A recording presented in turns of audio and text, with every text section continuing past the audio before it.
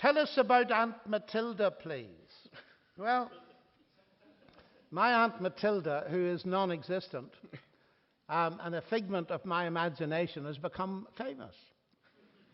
And Aunt Matilda is an analogy that I use in order to explain the limits of science. And I imagine, here's Aunt Matilda, and she's baked a beautiful cake.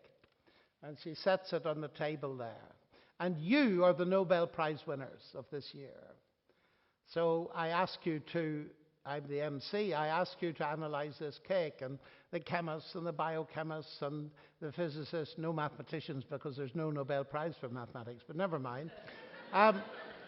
Analyze this cake.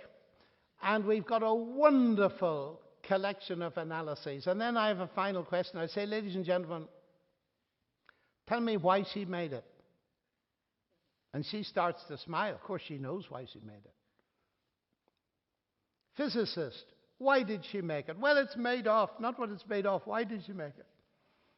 Physics cannot tell you, nor can chemistry, and so on. In fact, you will never know unless she reveals it to you. Now, here's the interesting thing. If she reveals it to you, does that shut your mind down and your rationality? Of course not. When she reveals it to you, you will use your mind to see if her revelation makes sense.